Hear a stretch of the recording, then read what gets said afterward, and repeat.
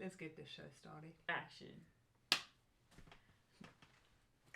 Hey folks, welcome to the Abbie and Anna show. It's so, I still find that exceptionally satisfying. I'm going to say that every single time. Because you know what? The little things in life make life the big thing. Today, the awkwardness is going to get real. Yeah. Because we're talking about a very sensitive subject. We are going to discuss body image. Why are we talking about body image, you may ask? We don't know. Well, we know because you guys very specifically requested this. So, thanks for that.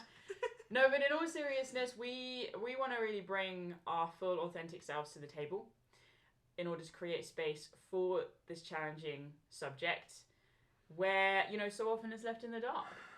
And so many people struggle with this. This isn't just an Abbie and Anna difficulty. This is a worldwide, international, same thing as worldwide, global, same thing as worldwide. Pandemic. Well, arguably it is. Yeah. Yeah, it's a crisis, you know, people struggling with their body image. So we're going to dive into that as sensitively as we can, but we do want to put it out there. If this is a subject that is particularly raw for you, then please watch this with caution. We are going to be very careful with the information that we share, talking about our own personal journey, so that first of all we feel comfortable, but that also we don't unintentionally trigger anybody, because we are going to be talking about all sorts of avenues, like not just the straightforward, you know, what we look like sort of thing. So I think also it's worth preempting that any sort of nervous giggles and whatnot might just be an implication that we are ourselves struggling a little bit with everything that we're talking about. It is a sensitive subject for us personally too. And I think it's always, no matter whether you have understanding for the person struggling with their body image or whatnot, we probably to a certain extent all do. Yeah, I think that's the point here. That's the why for having this conversation. To really just say, grab a brew. In fact, Anna made me a beautiful cup of tea, but I want a coffee. So there's a cup of tea right there for you. Exactly. So, you know, come to the table. Let's just lay it all down and be human together. Because ultimately that's all we're trying to do with the Abbie and Anna show. Yeah. So reunite us all in humanity. Exactly. Let's not stray away from the hard stuff. Because that is life. All right. This is how it all begins. Let's jump into this thing. So I think a good, like, we don't script this stuff. Yes, we have the odd conversation here or there about it, but we really like to keep this as organic and natural as possible. Also, can I just do a slight tangent? Why are we dressed like this? Well, for me, I have to highlight that people are always saying, "Oh, Anna always looks so beautiful," and Abbie's just wearing the same clothes that she wore in the Coast to Coast in 2018. I'm like, yes, I am, and I'm not ashamed. But today, I scrubbed up just for you guys. Why am I looking like this? Because I will have to edit this video and not completely fall apart looking at myself, which probably I'm going to do anyway. It's very unnecessary. But anyway, this is body image. Welcome to the show. Welcome to the show. So I would like to kick this off, I think, for us personally, to just have a wee conversation about what our personal understanding of body image is, if we try and keep it a sentence or two. I think you can differentiate between your internal body image and external body image, because those are two very different perceptions of how we can see ourselves as well. So I would say for me, body image, that's a tough one actually, to just like give me two sentences on on your understanding of body image. It is how comfortable I feel in myself, but I think it takes into account external motivators almost.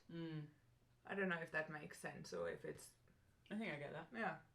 Okay, so then for me, I would say body image perhaps is a perception of oneself and others on the outside and in. Good. I like it. I get that. Is that what you said? Yeah, just in other words, for my understanding. Okay. Yeah. Well, I think that's what... Yeah. Abbie way of saying it, your way of saying it.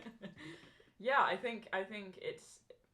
I mean, if we were going to elaborate that a little bit more now that we managed to nail it down to a sentence or two, perhaps it is.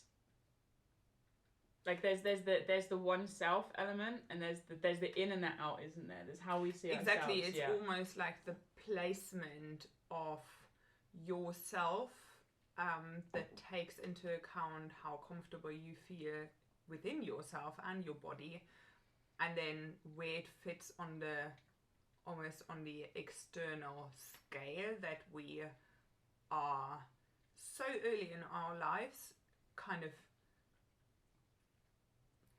forced to look at, you know, because everything outside of us displays some sort of positive or negative body image, and I think it's very hard to not take that into account with where we place ourselves and how we feel about ourselves.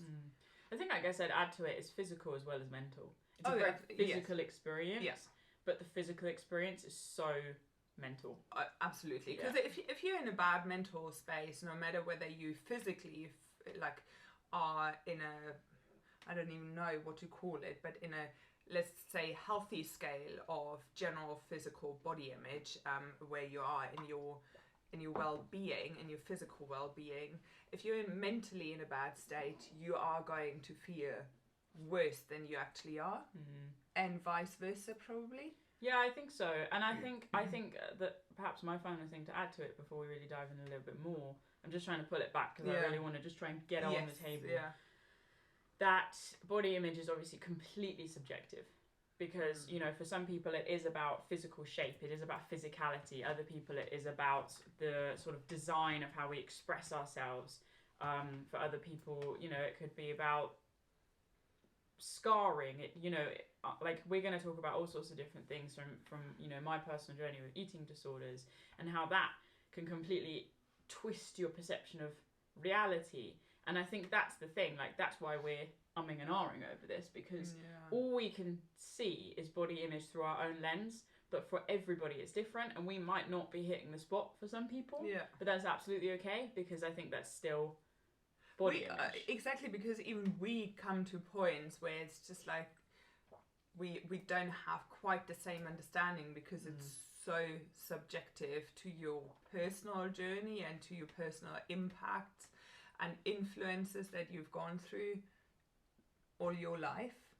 I almost feel like if you said to somebody, just as a contextualizing thing, think of a country.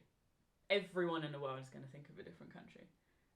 But we're still thinking about a country, and I think it's almost like that with body image. Think about body image; it's gonna be different shapes and perceptions. So, all right, that is the wonderful maths. It is body image. So before we dive in, role reversal. Yes, absolutely. We gotta get that into the game. We want to give a shout out to Alan, who has made it very clear that a blind person can very well listen to us, but they don't really know what we look like. So what I think we should do right now is that Anna, is going to describe what Abbie looks like. Well, we don't get to describe ourselves. I was going to say I'm hench, chiseled. Well, maybe I'm going to say that anyway. But I think if we're being honest about body image, you will have a subjective opinion about yourself. Absolutely. And so will I. I'm just kidding. I'm not hench. All right. So, Abbie is I would say medium tall person. The hesitation on the pronoun. That's a story for another day, folks. Anyway, exactly. Continue. She has very long brown, medium brown, dark brown. I wouldn't say very dark. In the light is medium light. Yeah. Brown hair. And she has very, very fit general physique. Beautiful brown eyes and a gorgeous big smile. And I'm screwed for this. She's wearing a cowboy hat. An Australian cowboy hat. G'day, mate. Should we get some veggies on that barbie? Is that, I mean, that's a very plain I think so. description of you. It was right? very subjective. It's not plain. Oh, sorry. It's fine. I don't feel like a pita bread. I feel like a pizza with all the toppings. Okay. Girl, you got that yummy, yummy, yummy, yummy. Good. So, Anna is slightly on the taller side. I think about 6'1". Stands very confidently, I would say, which is a very opening perception or experience to have. She is bronze, blondie brown in her hair. Has blue eyes. I'm trying. I don't know how to do this. I don't know how to. Has quite an athletic body. And bigger hands than me. But then I have weirdly small hands, so now you know something else about me. She has quite a few earrings, because she likes the earrings. And she wears a heart necklace. Your heart. She wears my heart around her neck. That went weird. Does that work? Yeah. Yeah? Yeah. Cool. So, now that anybody who is unable to see us knows what we look like, we can dive into the deep end of this whole conversation and actually talk about the hard stuff body image comes with. When would you say you first became aware of your body and potentially body image within your self-perception? I think for me it was, I don't know what year it was, like how old I was, but it was at school, and it was partly about my body image, like my size, because I was bullied a lot, like called fat a lot. But I think it was much more to do with my clothing and how I dressed, and that being a visual representation of my identity and who I was. I had a big conflict between sort of just going down the like I've never been, how do I phrase this? Like, do we still use the girly girl phrase? I don't even know. Yeah. Can we just also be open about PC, non-PC use of the words that we're using right now, because we're just doing our best to describe what we've been going through, and especially when you look at gender identity, it is very quick to judge somebody by just the words that they use, and I think we can agree that we use general terms just to be easily understood.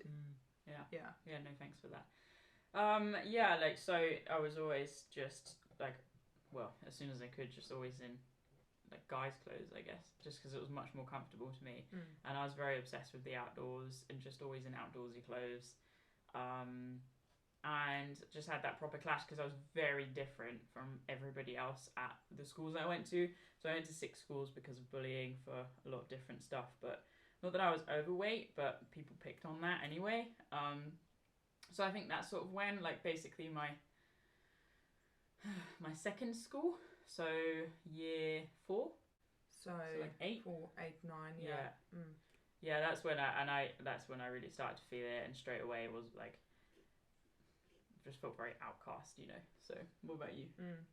I would say it was a very similar age. It was in primary, so in Germany, primary school is year 1 to year 4, and you start year 1 when you're 6 or 7, depending on your birthday. And I think it was very similar age, sort of 7, 8, 9-ish. And I remember a lass in school, because it was a school where from year 1 to year 9 everybody goes. So, and she must have been 15, something like that, and she just shouted silly, school kid behavior, but she just kind of shouted a couple of or a few meters across to me, "Are you a boy or girl?" And I wouldn't say I was I definitely had tomboy phases, but I also would go to dress up day in school as Smurf fat, so very girly at other times, and definitely not androgynous looking, I would say, at that sort of age, but that really hit me. I would only say that in the last, I don't know, probably 10 years, I actually came to realize that it left such a big imprint. And then afterwards, growing up with mainly boys, I was definitely more on the rough girl kind of tomboy scale of girls, and definitely always struggled with being... There was a time when I wanted to be really tall, but then I always struggled with being tall and being just a bit thicker than the average little girl. So I would say, I was very young when body image became just something I was aware of. Yeah. Yeah, no, I relate to that. That's the same question I got throughout school as well, and even now, like, still. Yeah. Not that I even really thought anything at all to do with gender identity, and I still don't, and I don't really like that for me, that I have to even, like, rationalize that. But it's, it's just that questioning of who you are from somebody else when all you are is yourself, if that makes sense. And it's the first time for all of us. There is a first time or a first comment or whatever that makes us realize that we are not purely our own perception of ourselves. And it's a very jarring experience, I feel, and very rarely is it done positively, or does the positive ways that perhaps our parents or our loved ones might nurture us and encourage us and remind us hit that deep spot, that first negative or neutrally but perceived as negative comment come our way. I think it's almost impossible.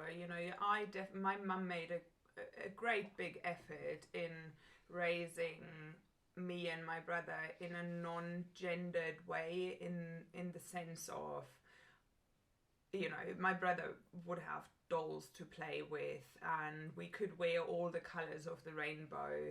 It was not Anna is getting all of the pink stuff and my brother is getting all of the blue stuff. She was very aware of it, but then as soon as society has an impact on a child, it's almost like that's when you get it. And my brother had it when he started going to kindergarten, because somebody made fun of him enjoying wearing the color red, which is not even, I'm not one for gendering colors in the first place, but it's just so ridiculous to then have a child come home and say, "Oh, I don't want to wear red anymore because the boys in the kindergarten don't think a boy should be wearing red."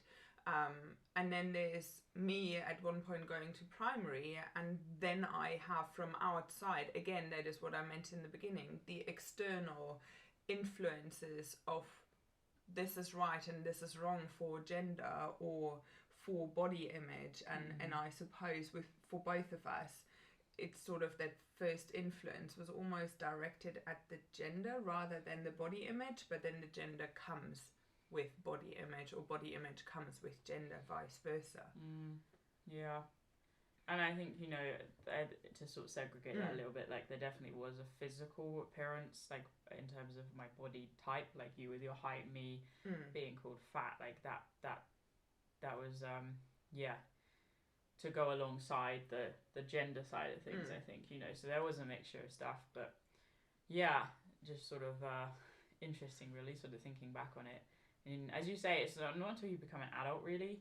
Like, even if, for me, body image, and we'll talk more about what my perception of that has been throughout the years as well as yours, has been a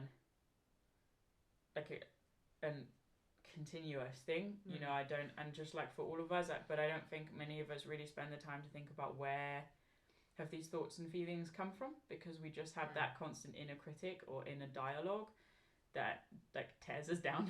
yeah, absolutely.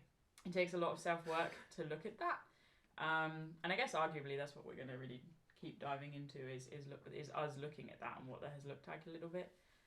So from those very early experiences, what do you say you've kind of just been dragged down, and or where have you picked up yourself and decided, okay, I now consciously have to look at body image and what do I actually want for myself? I think probably only in the last few years. So I guess, you know, for me, without going into too much detail, you know, I think I've shared in some other episodes, you know, that particularly my early mental health struggles were definitely tied to a lot of a sense of identity and belonging and lacking that, and the sense of lack of belonging, particularly within social circles, coming from that body image, which is that sense of identity. You know, whereas other places it's slightly different. But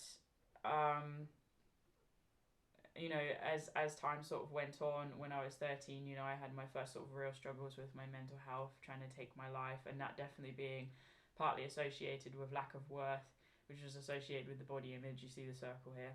And then as time went on, you know, for me, my particular issue, so actually I could tell the story of the hat. This might be quite a cool thing to drop in. So basically this hat I got when I was like, 11, 12? And basically, so I mentioned earlier struggling with my sense of like identity and choice of what I look like whether I sort of go down the route of essentially just conforming or whether staying true to my sort of natural roots. And my dad and I were in a shop and I put on the hat and I was like, this is a good hat. And I had to sort of make that decision there and then. I think we actually went back because I decided that I wanted to get the hat. But, you know, previously I was sort of going for like the skater look, and because, you know, I did skate and it was fine, but it wasn't it was a mask. And it was sort of when I was like 11, 12, when I bought this hat, that I took off the mask, because that was when I made my first ever commitment to stay true to who I am. And, you know, my faith was a big part of my life even then. And to sort of follow that path rather than the way I was being pushed and bullied, essentially. So I think that was my first ever time where I really rose up to just be like, I am who I am, which is a phrase we use a lot now. But sort of, you know, I ended up struggling a lot with eating disorders, like bulimia and other things over particularly my educational years, you know, through college and afterwards. So 17, 18, 19 was when it was at its peak. And that was a lot to do with body image and self-worth. And I think we all have our ways of coping. You know, for me with the bulimia, and I don't feel this is oversharing, like bulimia, a lot of people know like a very specific way of purging. Like I did that, but also for me it was over-exercise. I would compulsively exercise and use a rowing machine. And that was to try and fit in a way, and partly it was to cope with my mental space. But sort of and so, you know, by the time I met you, Anna, I was, you know, I was a personal trainer, so I was in the fitness scene. I was a fitness instructor, and there I didn't feel like I belonged either, because I wasn't your classic shape of either sort of essentially like very slightly, you know, or slight as a lass doing Pilates, or, you know, completely shredded as a guy doing in the weights corner. You know, I felt like when I went to my courses and things, like I didn't look like the other people, which were your very stereotypical personal trainers, and nothing wrong with that. But, you know, what I found is that a lot of the things where I felt very out of place and very awkward have actually been my greatest gift, because like that's where the transformation happened a few years ago, is that realization that actually by being a personal trainer or a fitness instructor that isn't looking like a god or a goddess, I actually access the people that I want to be able to reach with the mission that I'm working on, which is to help people like tune into themselves and stay true to themselves and help themselves feel better, you know? So that's a very whistle-stop tour of my journey from, you know, the hat and the sort of way I dress myself to the eating disorder side of things as a real low point for my body image sense, to working in a gym and realizing my imperfections, but actually that those are my perfections, and being able to harness those, I think. I don't even know why I talked about all that, but I did. I think, you know, talking about body image, it's just, we have to go back through all of our life, and only, I would say both of us are just in the next chapter, or in a new chapter of the whole journey with it.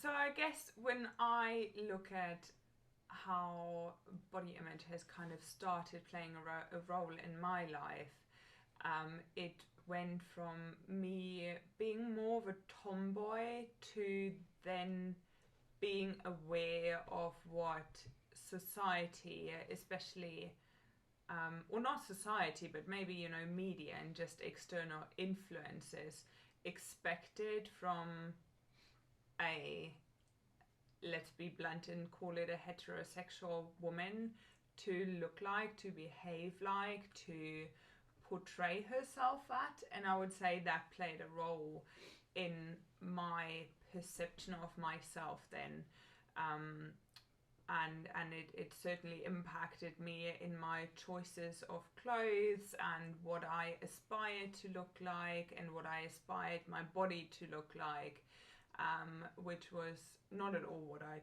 do look like. And whilst I was always quite playful with fashion from just a personal point of view, and completely unconnected from the body image that, so to speak, I perceived from the external factors, it took a long time to kind of pull that back to the balance that I actually wanted for myself. Where would I want to wear comfy clothes? Where would I enjoy to dress up to feel more confident in myself, but also to portray certain sides of me, because I love that aspect of fashion and clothes and whatnot, that you can just highlight different sides of you that maybe are just easier to highlight when you use clothes in the right way. Yeah, I think that's kind of how it went for me, and it's a very broad way of putting it, but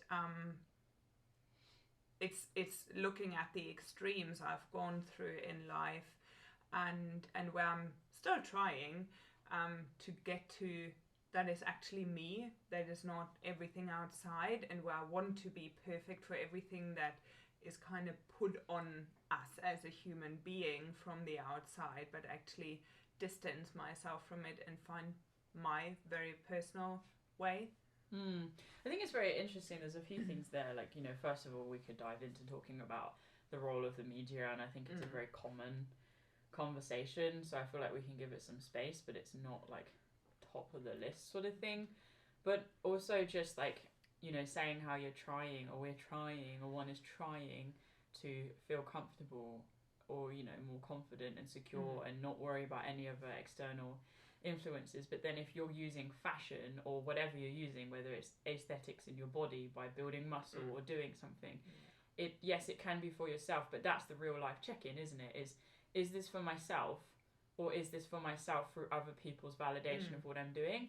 And it's almost like, where does the true harmony even lie? Because say we had no other interaction with any other human, so we had no other like external sources of feedback, exactly, then you still, there's probably still gonna be something, because it's like, it's our own mental dialogue as much as things that people have put in.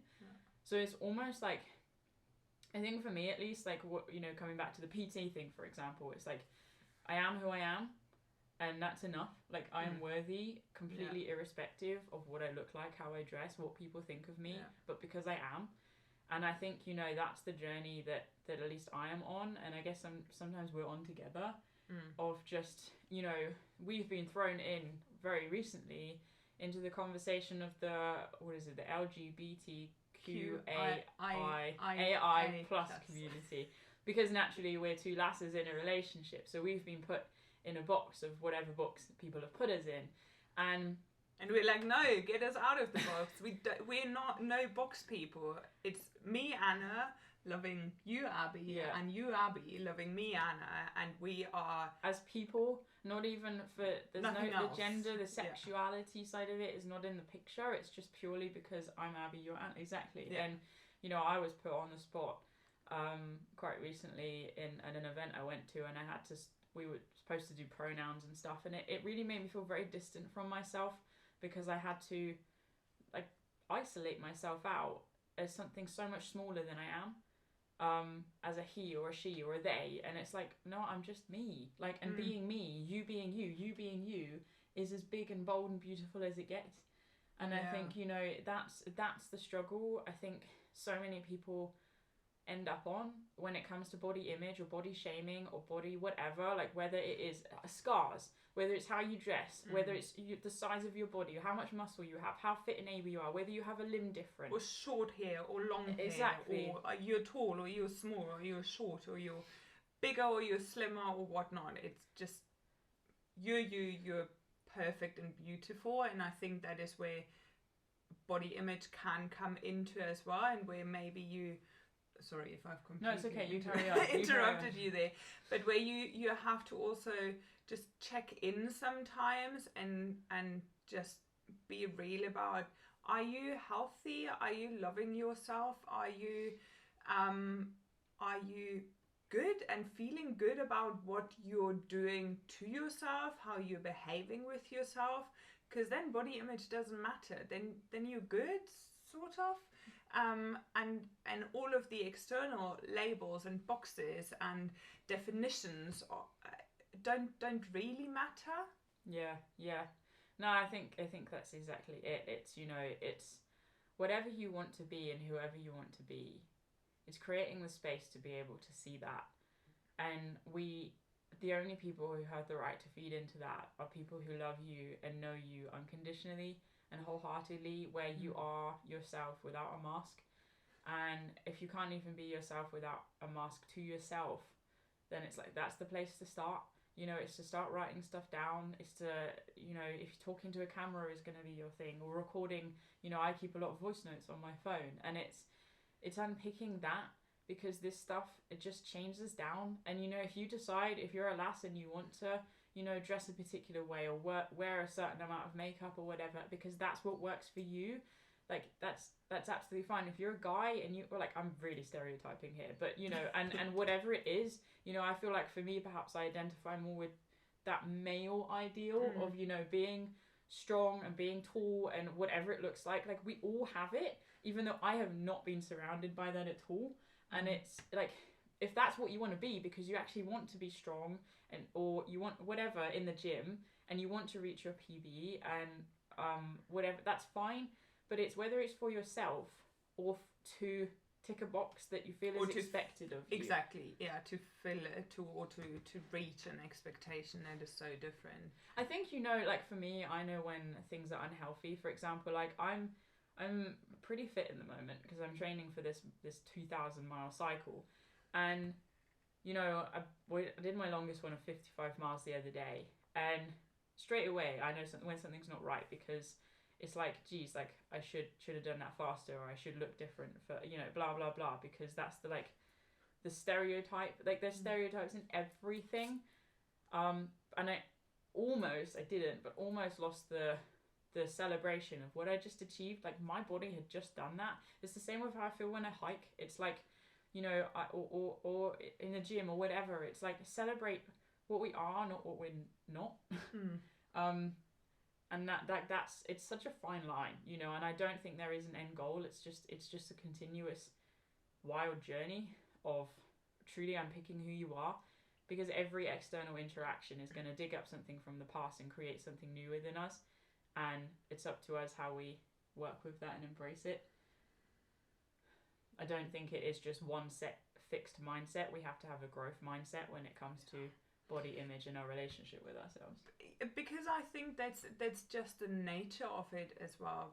You set yourself a goal if we're staying with body image, this is what I want to look like, and then I'm going to feel good, and you're probably going to reach that goal, and then you'll find something else if you don't have that that check-in, self-love, whatnot, to just go, okay, I've achieved this. I can also just be thankful, be grateful of what I've just achieved, and just love myself in this very moment. It doesn't mean that you then can't go on and, you know, go somewhere else, change your goals or whatnot, but you have to be able to also just rest in the appreciation and in the love for yourself, no matter whether it's the rock bottom bit of your journey or the top bit.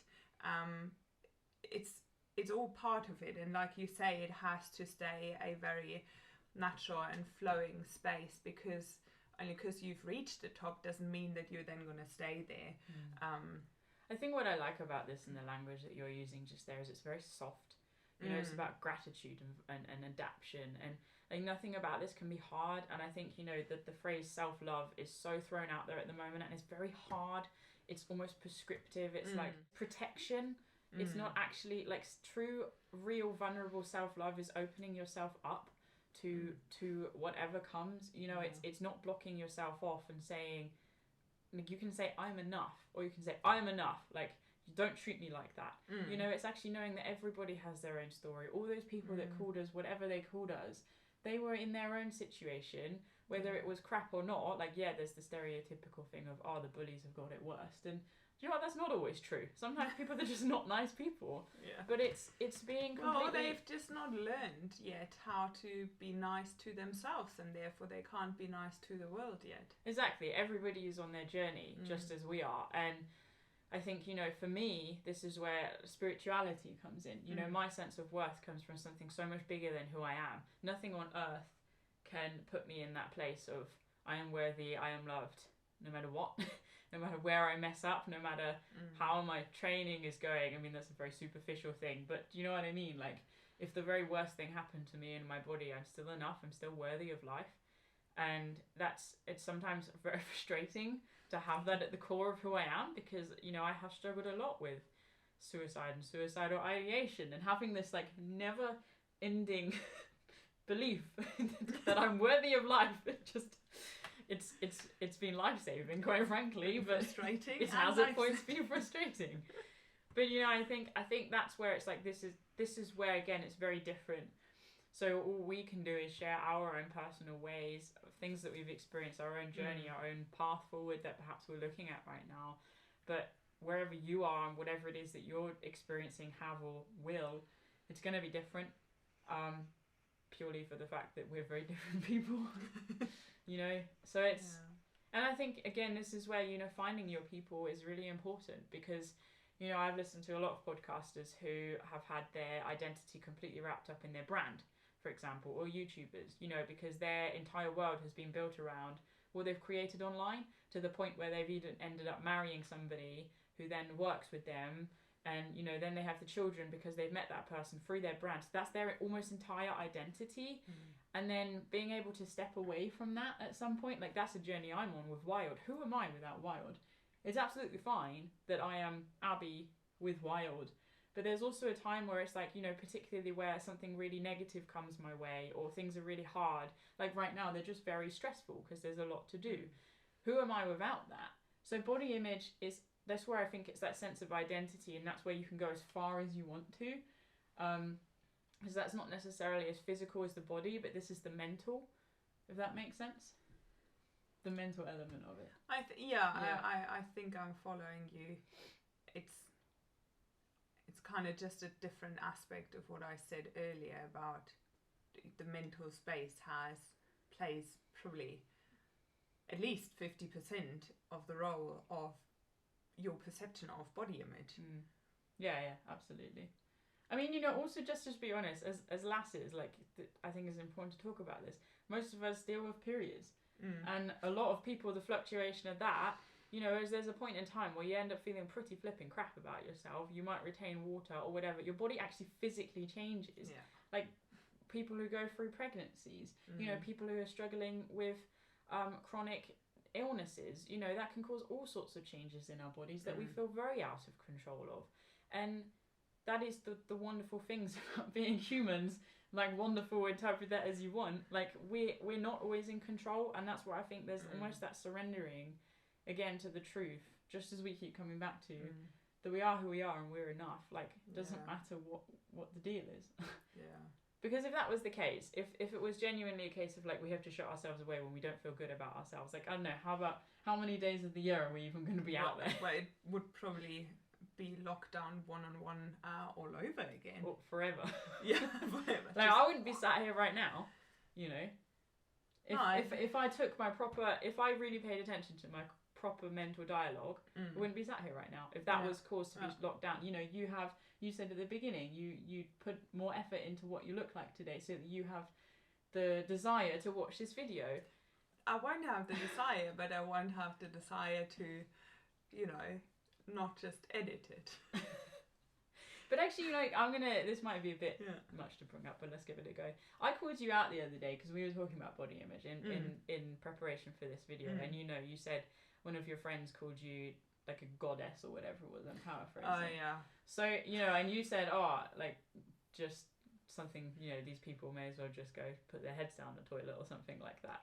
Because I wouldn't have said that. Yeah, it's not really about the actual situation. It's just like, it's very easy for us to take a comment, a positive comment, and just brush it away.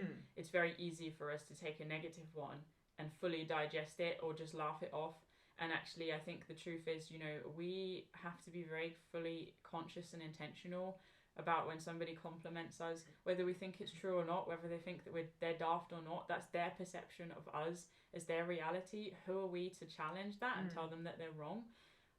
You know, and then when it comes to the negative ones, like if there's truth behind it, then it's constructive. It's not negative.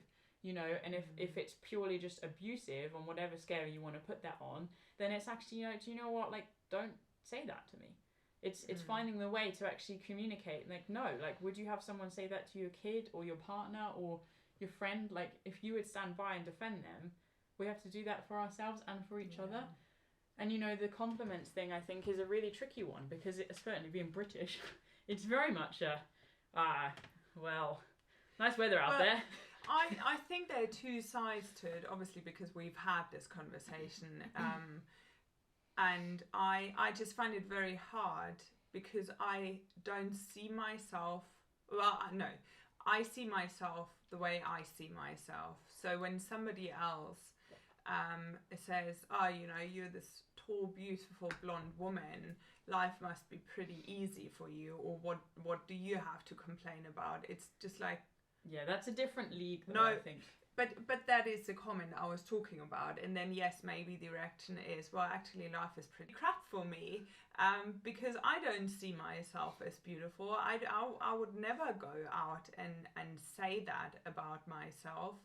And I also find it very shallow to assume that even if that was the fact that I was a beautiful, you know, tall blonde goddess, then my life therefore would be easy. Like, I don't think so. I think they're extremely beautiful people who struggle a lot. One of the best examples is sitting right here.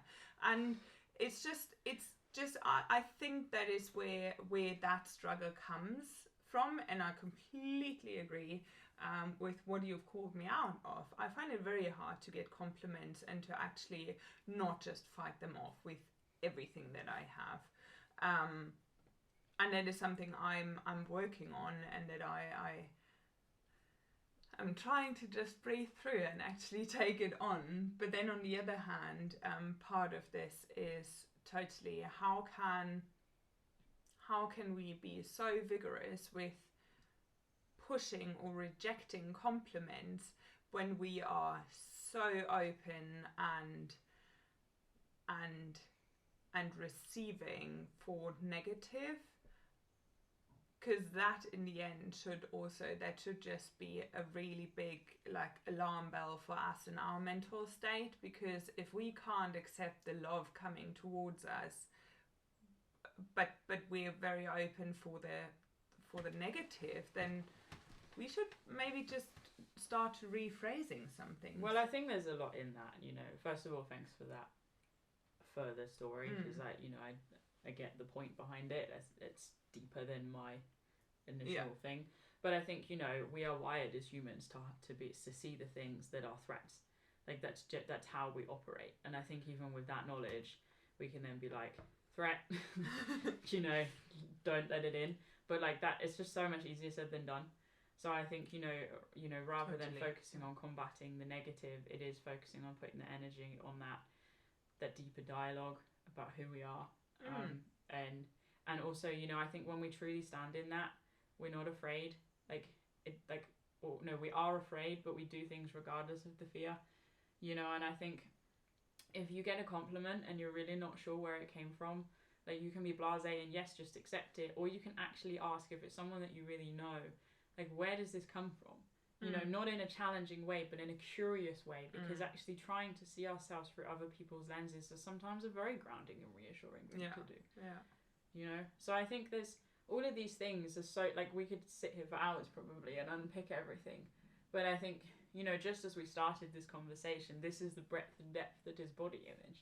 You know, it's completely individual and separate, and you can go down all the lines and the tangents of the physical and the mental. Well, because I think also it completely depends on our personal mental health story, so to speak, or body image story. Because for somebody who has never, well, who's just had for the lack of a better word, but had a big resilience to any sort of criticism about their own body, probably doesn't mind accepting a compliment, because it's just, I love myself, you probably love me too, like why not? Whereby if somebody has struggled a lot with it, it's very hard to hear that from, you know, about one's physical self. So therefore it can be, I can only speak for myself and how things make me feel, and it's the same for you, and it's the same for every one of us, really. Because we, you know, just judging by our stories, you can see that just one silly comment from another child 20, 30 years ago might have made all of the difference. Even now though, it's like I go past some school kids and they might do like the Indiana Jones theme tune or say something, and it still hits that same spot. Like that inner child is like, no, I'm done here. Planet Earth is not my place to hang. But I think, you know, through all of this, it's an intricate, delicate, complicated, messy journey. That's part of what it is. And I think, you know, what's the ultimate goal? It's just love and acceptance, I think. And that's the true essence of what love is. It's not specific, it's not tailored, it's not judgmental, it is just completely open and accepting to whoever we are, however we are. And I think, you know, if we're able to do that, and allow others to love us as well, like what better place to get to in life, you know, or to sit in, even just for a moment. So I think, you know, if we were just to wrap this up, where can people start if they want to just take some time to think and maybe act upon their body image journey? I think for me, I would start with, you know, those people who you have in your life who love you, is let them. Don't challenge them, but let them. Because, like, yes, there's the whole cliche thing of love yourself first and then you can love others. But sometimes actually that circle has to flip in order to find the love for ourselves, because we have to understand what it looks like to be loved. Some of us haven't had that, and we have to know what that looks like. So that would be one point I'd have. What would you say? I would say it starts with awareness. For me, it definitely has been revolutionary almost to be aware of those few comments or some of the first comments I got as a child, to actually have them back in my conscience and be able to look at them and go like, geez, that 8-year-old Anna really needs to be loved and told that was just some silly thing somebody else said. And it's not really me now, it's the back then love and awareness that I had to find in order to go on the journey from a more neutral point of view. Fair enough. I think if we can do a little bit of ping pong here, I think that would just be quite cool. I think next for me would be, I would say, have fun and let go of the cool. Because I think it's so easy to take this very seriously and it's be like, right, I'm going to focus on my body image and my self-love, and it's that hardness again. But actually, I think most of us generally feel at our best when we're just being silly and goofing around. Like we here have got a picture of a bunch of images from us from 2020, and we're going to do one for each year now. That's our special thing.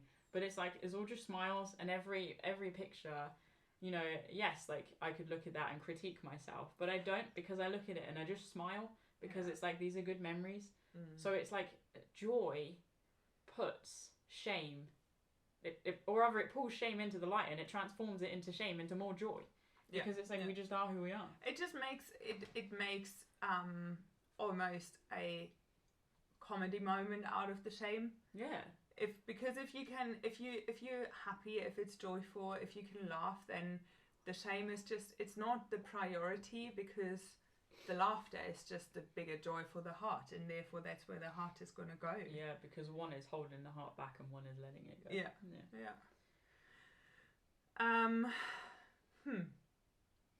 Now I'm on the joy ride here. It's all good. I think also checking in with your own values and really trying to leave the outside in the outside. And where are you? What do you actually want? What do you aspire to be for, just for yourself?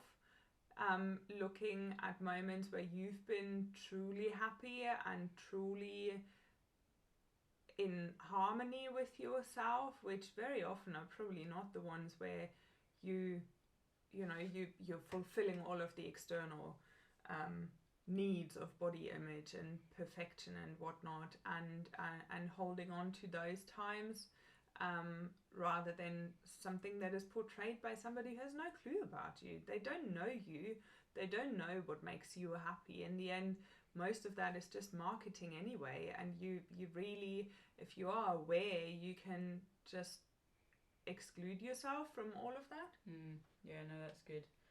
I think my final one would be like, I know how easy and quickly things can spiral downhill into actually a very dangerous place, particularly if it does come to things like eating disorders and self-harm, which can come from self-destruction, which can come from shame, which can come from body image. Don't be afraid to seek help. You know, we can do a lot of work ourselves, but sometimes we need to be steered. And if we don't have those people in our life who are able to help us with that, then asking for help. And that's not easy, because the services are not the best, let's just put it that way. But you know, if that means you do need to put a few extra pounds away every month so you can go private or whatever, like, don't be afraid to just look around and find the thing that helps for you. Some people it's clinical support, for other people it is about finding a community, for other people, you know, something else. So think outside of the box a little bit, because that's what we're trying to do with all of this. Get ourselves out of the boxes that we've been put in. And if you need help to do that, like, ask for the help, you know, and if you're looking for a community online in particular, we can definitely help with that. We've got our community, and you are always welcome. So all the links are in the description. That was not an intentional plug, but I genuinely stand by that this is a safe, supportive, inspirational community. And if you are lacking that, it's right here, right now. Yeah. Final word. No pressure. No pressure at all. Jumps out of the window and runs away. That's my line normally. I think rest in the belief or in the knowledge that you are lovable, you are enough, and it doesn't matter where you are at in your journey, it's still good. You're exactly where you're supposed to be, and you can make a step in whatever direction you want to make a step. Cool. That is our conversation on body image. Yeah. How was that for you? Parts were definitely uncomfortable. Yeah, it's hard to sometimes know like how deep to go. Yeah, exactly, because it's a very real conversation. Yeah, it's not like, oh, this happened. No, because it's ongoing. It's every day. Every day it can be up and down as well. Also interesting to kind of, when you articulate it, to see where it all can go and what all plays into it. No, I think, you know, we've touched on a lot of stuff here, and no doubt we've missed a lot of things as well, because we're seeing the world through our lens. And as I say, everybody's perception is different. You know, one thing we haven't touched on is limb loss or limb difference, because we have all of our limbs. We were born with them or haven't had an accident, you know, so we can't understand what that living like with that is like, you know, or a physical disability where you can't walk or you can't whatever, like, you know, it's different for everybody. But hopefully there's some common truths that will run through no matter where you're at. So thank you for your honesty with that. Thank you for your time. And thank you for your honesty. You're welcome. I hope you've enjoyed this. We have a whole bunch of other conversations coming your way every month with the Abbie and Anna show. Looking forward to that. But until then, make sure you hit subscribe. We have all the things going on the channel. We've got a big adventure launching on the 30th of August. If you don't know what that is, head to the homepage of the channel and you'll find out, because it's no small feat for either of us. I didn't have small feet in the first place. Fair point. Make sure you're following Chris' socials. You're always welcome there. And if you do want to find out more about our online community, which is actually also an offline community, depending on how committed you are, then head to the description below and you'll see everything you need to know right there. Thank you for watching, guys. Until next time, stay wild. See you soon. Bye. And that is a wrap. It is a wrap. What are your ears doing? Are you a Batman? Hearing. I'm a Batman.